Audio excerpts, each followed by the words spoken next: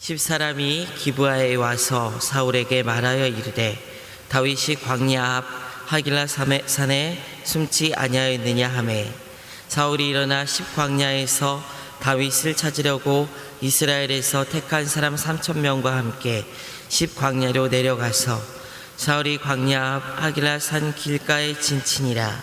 다윗이 광야에 있더니 사울이 자기를 따라 광야로 들어옴을 알고 이에 다윗이 정탐꾼을 보내어 사울이 과연 이른 줄 알고 다윗이 일어나 사울이 진친 곳에 이르러 사울과 넬의 아들 군사령관 아브넬이 머무는 곳을 본즉 사울이 진영 가운데에 누웠고 백성은 그를 둘러 진쳤더라.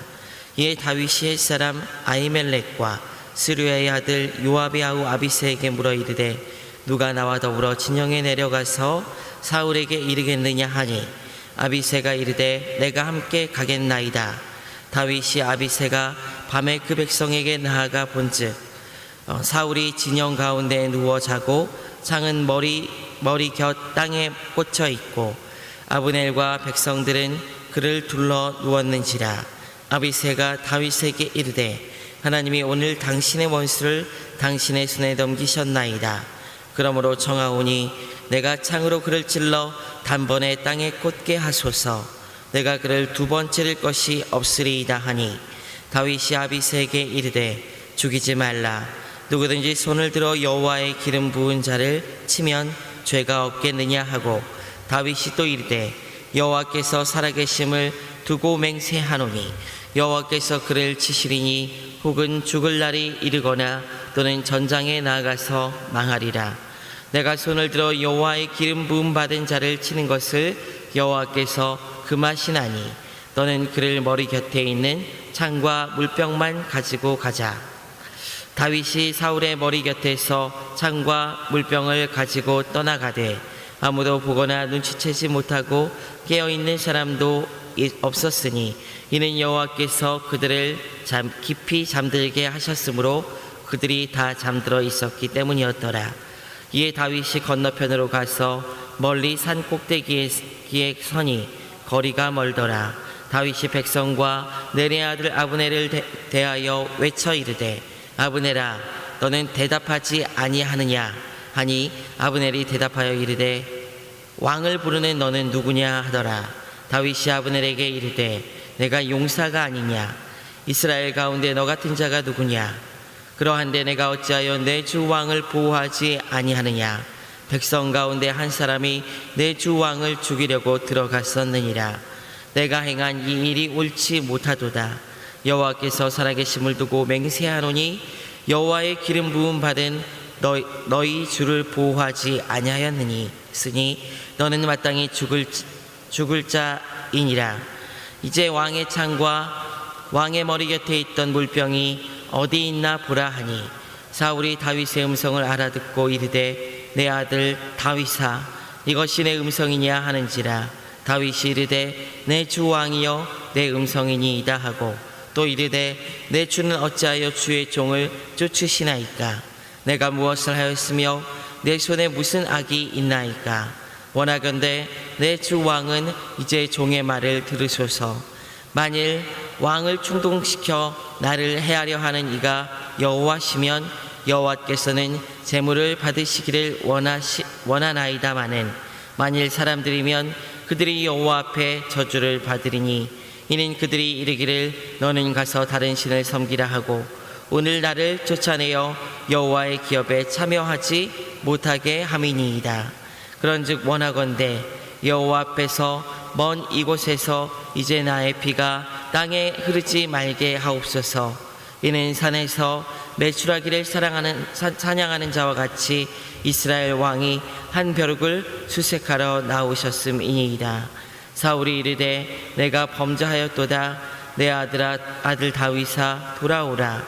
내가 오늘 내 생명을 귀하게 여겼은즉 이제 다시는 너를 해하려 하지 아니하리라.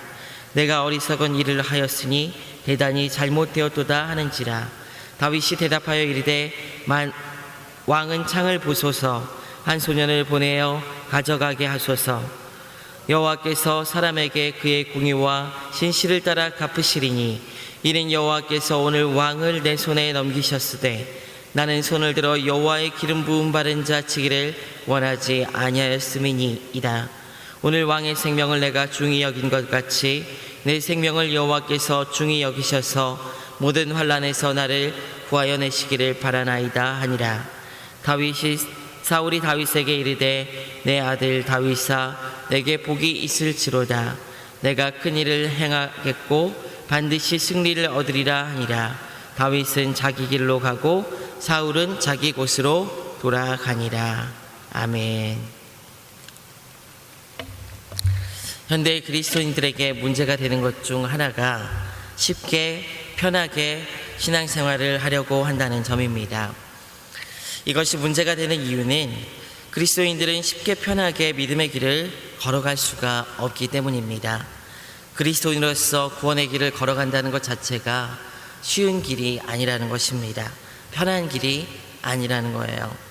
때로는 하나님께서 그래서 우리에게 주신 것과 같은 기회, 쉽게 보이는 길을 걸어갈 수 있는 기회라는 것이 보일 때가 있습니다. 기회처럼 보이는 것이 있습니다. 그러나 그 상황에서도 늘 우리는 쉬운 길을 걸어가는 것이 그리스도인의 길이 아니기 때문에, 편한 길이 그리스도인이 걸어가야 되는 길이 아니기 때문에 기회라고 생각되어지는 그 상황에서도 우리는 이것이 우리 마음에 옳은 것인가라는 고민을 늘 해봐야 하는 것입니다. 하나님께서 기뻐할 만한 것인지 고민하는 자세가 우리에게는 늘 필요합니다. 특히 오늘날 이 시대에는 돈과 물질을 가지면은 편하게 신앙생활을 할 수가 있습니다. 그래서 돈을 많이 버는 것이 복받은 것이라는 인식을 가지고 살아가기가 쉽습니다. 스스로 그렇게 생각하기 쉽다는 것입니다. 그래서 돈을 많이 벌 기회가 오면 또 성공할 기회가 오면 덥석 먹이를 낚아채는 사자처럼 덤벼들곤 합니다. 그러나 많은 경우에 기회라는 것이 기회처럼 보이는 그 쉬운 길이 하나님의 말씀을 눈찔끔 감고 내려놓아야 하는 경우가 많이 있습니다. 하나님 한 번만 눈 감아주세요. 그러면서 세상의 기회를 잡는 것이죠. 여러분은 어떻습니까? 다윗에게 오늘 말씀에서 다시 위기와 기회가 동시에 찾아옵니다. 앞서 24장에서 엔게디 광야에서도 비슷한 사건이 있었습니다.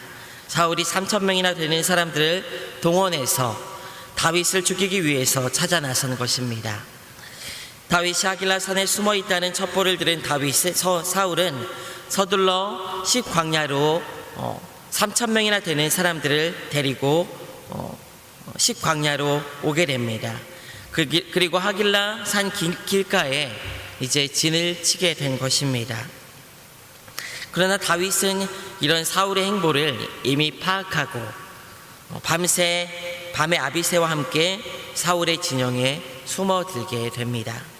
사울을 지킨다는 병사들은 잠을 자고 있었고 사울은 그 한가운데에서 창을 머리맡에 꽂아두고 잠을 깊이 자고 있었습니다. 다윗과 함께한 아비새는 이것이 하나님께서 주신 기회다라고 이야기를 합니다. 사무엘상 26장 8절에서 보게 되면 아비새가 이렇게 이야기합니다. 아비새가 다윗에게 이르되 하나님이 오늘 당신의 원수를 당신의 손에 넘기셨나이다. 그러므로 청하오니 내가 창으로 그를 찔러서 단번에 땅에 꽂게 하소서. 내가 그를 2번 찌를 것이 없으리이다 하니, 그의 눈에 보기에는 이 사울을 지금 깊이 잠든 다윗의 눈앞에, 자신의 눈앞에 깊이 잠든 이 사울, 이 상황 자체가 기회였던 것입니다. 아비새가 봤을 때 다윗이 그 위기를 이겨낼 수 있는 기회, 그 위기를 그 목숨을 죽이려고 찾아오는 이 사울의 위협에서 벗어날 수 있는 기회였고, 또 이스라엘의 왕이 될 수 있었던 기회라고 생각했습니다. 앞서 24장에서도 다윗의 부하들은 엔게디 광야에서 다윗에게 이것이 하나님께서 주신 기회다라고 다윗이 사울을 죽일 것을 부축합니다. 그러나 다윗은 사울을 죽이기를 거부합니다. 왜냐하면 사울이 하나님께서 기름 부으셨다는 거예요. 그래서 26장 9절과 10절에서는 다윗이 아비새에게 이렇게 이야기합니다. 다윗이 아비새에게 이르되 죽이지 말라. 누구든지 손을 들어 여호와의 기름 부음 받은 자를 치면 죄가 없겠느냐 하고 다윗이 또 이르되 여호와께서 살아계심을 두고 맹세하노니 여호와께서 그를 치시리니 혹은 죽을 날이 이르거나 또는 전장에 나가서 망하리라. 다윗의 태도가 늘 이러했습니다. 비록 쉬운 방법으로 자신의 안위를 얻고 또 하나님께서 기름 부으셨기 때문에 왕위에 오를 수 있는 명분도 있는 상황에서 다윗은 사울을 쉽게 죽여서 왕위에 오를 수 있는 방법이 있지만 쉬운 길을 그는 선택하지 않았습니다. 하나님께서 사울에게 기름 부으셨고 기름 부음 받았다는 것은 또 하나님께서 그를 왕에 세우셨다는 것을 의미하는 것이기 때문에 왕에서 내려오게 하는 것도 하나님이고 또 그를 세우신 것도 하나님이라는 의식을 다윗은 가지고 있었던 것입니다. 또한 거기서 더 나아가서 그를 죽이고 살리는 것도 하나님께서 하신다는 의식을 다윗은 가지고 있었습니다. 그래서 그에게 찾아온 기회가 그가 움직여서 왕위를 얻을 수 있고 안위를 확보할 수 있는 기회가 찾아왔을 때조차도 그는 하나님이 기뻐하지 않는 것이라는 것을 알고 그 기회를 잡지 않았습니다. 내가 하는 것이 아니라 여호와께서 그를 치실 것이다 라고 그는 이야기합니다. 제가 다윗이라면은 그렇게 저는 쉽게 찾아온 기회다라고 생각하는, 완벽한 기회다라고 생각하는 그 기회를 잡았을 것 같습니다. 그런데 이 다윗이 비범하기는 비범한 듯합니다. 그래서 다윗은 사울의 머리맡에 있는 창과 물병만을 가지고 돌아와서 멀리서 사울을 불러서 자신이 사울을 죽일 수도 있었지만 하나님께서 기름 부음 받은 자이기에 해야 하지 않았음을 멀리서 소리쳐 이야기합니다. 여기서 다윗은 창과 물병만 가지고 돌아가죠. 이 창이라는 것은 당시 사울이 머리맡에 두고 잤다라고 이야기합니다. 상징적인 의미가 있는 물건이었어요. 사울이 왕이라는 상징적인 의미가 있는 물건입니다. 또 물병이라는 것은 광야에서 생명을 유지할 수 있는 귀한 도구죠, 수단이죠. 그래서 귀중한 것입니다. 그가 가지고 있었던 거예요, 사울이 가까이에. 그래서 그 두 가지를 가지고 와서 내가 당신의 생명을 해할 수도 있었고 또 그러므로 말미암아 왕위를 얻을 수도 있었다는 것을 사울에게 보여주는 거예요. 그것을 가지고 와서. 그리고 나서 자신이 당신을 죽일 수 있었음에도 불구하고 죽이지 않았다는 것을 사울에게 이야기를 합니다. 사울은 다윗의 말을 듣고 그 마음에 찔림이 있었던 것인지 다시 한번 그의 길을 돌이켜 돌아가게 됩니다. 다윗은 기회를 가장한 범죄의 상황을 잘 이긴 것이었습니다. 이후에 블레셋 땅으로 그는 도망가게 되죠. 그래서 그가 왕위에 올라갈 그 시간이 당장 눈앞에 기회를 잡지 않았기 때문에 더 길어졌을지도 모르겠습니다. 그는 돌아가는 방법을 선택했습니다. 우리는 간혹 쉽게 갈 수 있는 방법이 눈에 들어올 때가 있습니다. 쉽게 무언가 이룰 수 있고 쉽게 성공할 수 있고 쉽게 빠르게 편하게 할 수 있는 방법이 우리 눈앞에 보일 때가 있습니다. 그러나 그렇게 가는 길에는 반드시 대부분 무언가 하나님께서 기뻐하시지 않은 것이 있는 경우가 많이 있습니다. 지난 오후 성경 공부 시간에도 말씀드렸지만 주님께서도 이런 기회가 찾아왔습니다. 40일 금식 후에 사탄의 시험에서 사탄은 쉽게 주님이 세상을 구원할 방법들로 주님을 유혹합니다. 시험하지요. 돌이 떡이 되게 해봐라. 그리고 높은 성전 꼭대기에서 뛰어내려 봐라. 절을 한 번만 나에게 해라. 높은 산 위에서.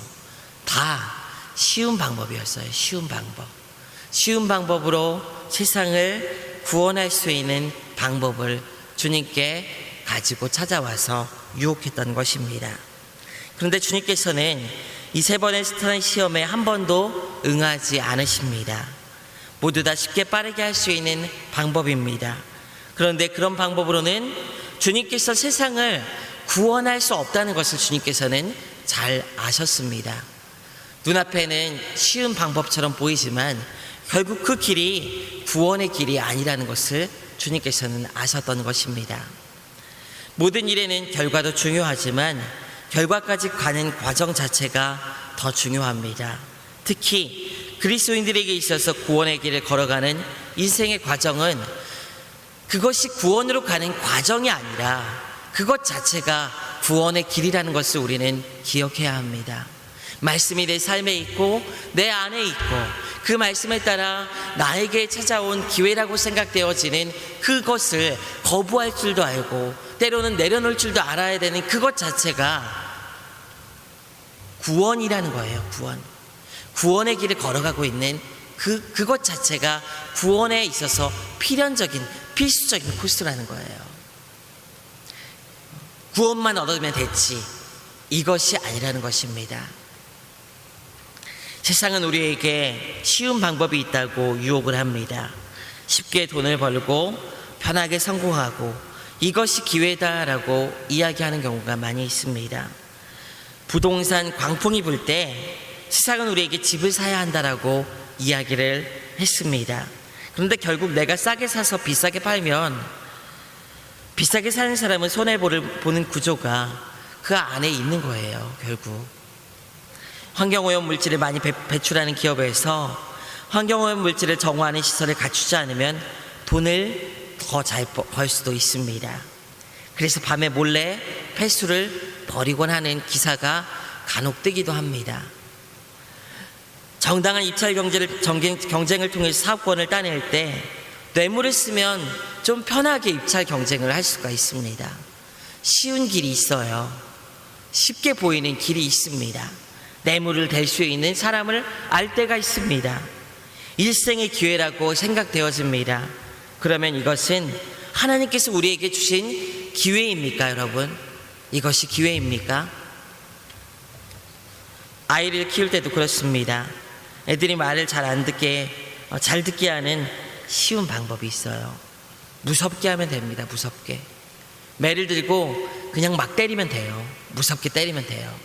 그러면은 말을 잘 들어요. 눈앞에서 낮게 목소리 깔고 무섭게 합니다. 그런데 유아 상담을 하게 되면은요, 아이들 육아 상담을 하게 되면은 이런 행동들이 아이들의 성격을 망치는 것이고 미래를 망치는 것이라고 결코 그렇게 하지 말라고 부모들에게 당부를 합니다. 저도 그런 면에서 아이를 키우는 면에서는 많이 반성을 해야 하는 것 같습니다. 당장은 말을 잘 들으니까 좋은 것 같은 좋아 보이는 쉬운 방법이 결국 아이들의 미래를 망치는 것입니다. 쉬운 길, 편한 길이 여러분 바른 길이 아니라는 것을 꼭 기억하시길 바랍니다.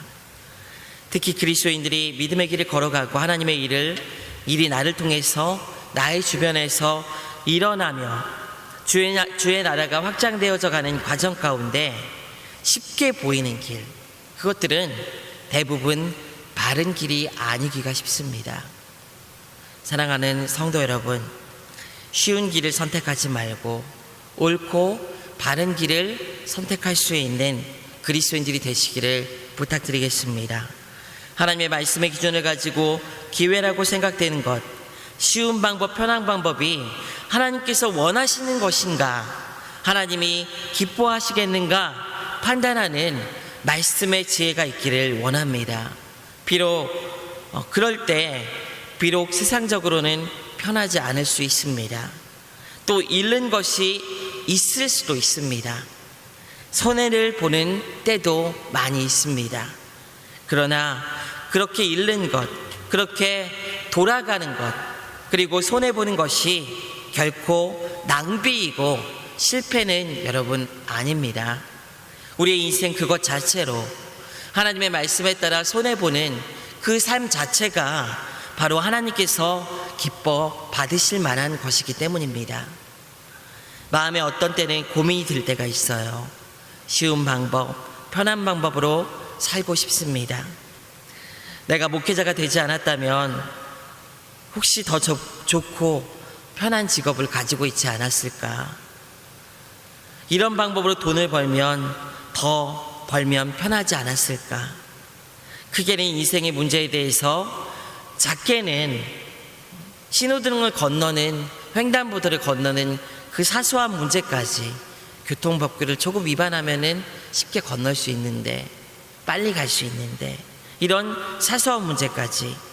그러나 결코 쉬운 방법, 편한 방법이 옳은 방법이 아니기에 바르게 선택하려고 노력하고 애쓰는 것이 바로 믿음이 있는 그리스도인들의 모습이라는 것을 여러분 꼭 기억하시길 바랍니다. 사랑하는 성도 여러분, 하나님의 기쁨이라는 기준을 가지고 늘 하나님 편에서 옳은 선택을 하시는 은혜가 있기를 원합니다. 주님이 알아주시면 되는 것 아니겠습니까? 다른 사람이 인정하지 않고요, 세상이 우리를 바보 같다라고 이야기한다 할지라도 주님이 우리를 보고 기뻐하고 알아주시면 그것 자체로 족한 것 아니겠습니까? 믿음의 길을 걸어가는 여러분 되시기를 원합니다. 현실에 민감한 약삭빠른 여우보다는 말씀에 성실한 정직한 곰 같은 자세로 신앙생활 할 수 있는 여러분들이 되시기를 주님의 이름으로 부탁드립니다. 우리 다 같이 기도하도록 하겠습니다. 하나님 감사합니다. 우리 눈앞에 기회처럼 보이는 세상의 유혹들, 잠시 눈을 찔끔 감고 주님의 말씀을 한번 어기면 편하고 좋은 길을 걸어갈 수 있다는 유혹들, 많은 돈을 벌 수 있고 성공할 수 있다는 그런 유혹들이 우리 가운데 찾아올 때가 있습니다.